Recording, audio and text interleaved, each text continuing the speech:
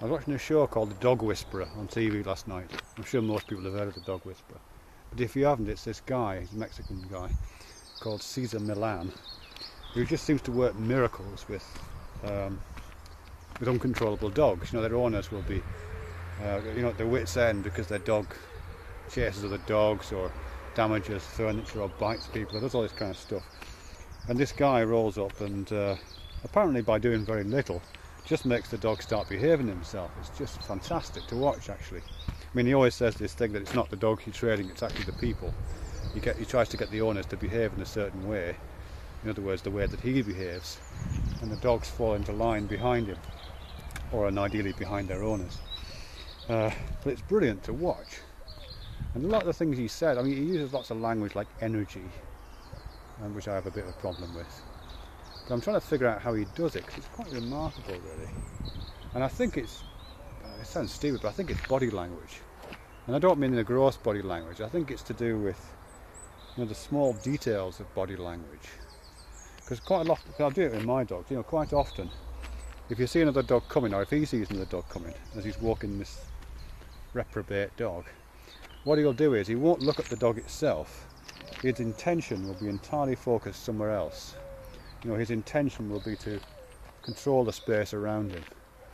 And although he doesn't say so, I think what's happening there is that intentionality he has, the focus of intention, which might be on something which is completely unrelated to the threat that the dog might be perceiving, or to the negative aspects of the situation. He entirely focuses on some other aspects of the situation. And I think what's happening is his body is doing something in response to that intention. I think there's like this subtle little play of movements and of timings and of orientations and of pauses and tensions and all that kind of completely embodied stuff, nothing mystical about it. I think all that stuff is kind of following his intention, and the dogs are kind of responding to that, because they're not picking up on telepathic waves or something clearly, and there's nothing, I don't think there's anything kind of scent going on. There wouldn't be time in the space of time he operates within to generate the body chemistry to change his scent very much. So it must be something visual, I think.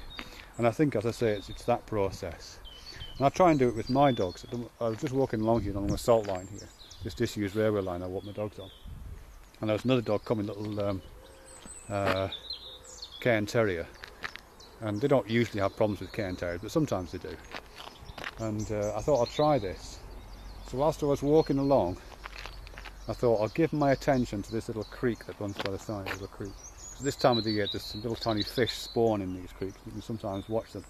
So as this Cairn Terrier was approaching, I thought I'll just watch these fish. So I gave all my attention to the fish, and either by accident or design or coincidence, the dogs were absolutely fine. They didn't bother the Cairn Terrier, they wagged their tail a bit and then just went on past. I'm not saying that's some kind of experimental method that's been demonstrably proven or anything like that, but I think what might have happened there is that I'm giving, as their kind of pack leader, I'm giving my intention to watching these fish. Things are happening in my body. Obviously my body's facing a certain way, but all of the as I say, the timings and the rhythm of my footsteps, the pauses I'm making, the tension, the angle of the eyes, where my eyes are pointing, all that kind of stuff. I think the dogs are reading that, and obviously they're not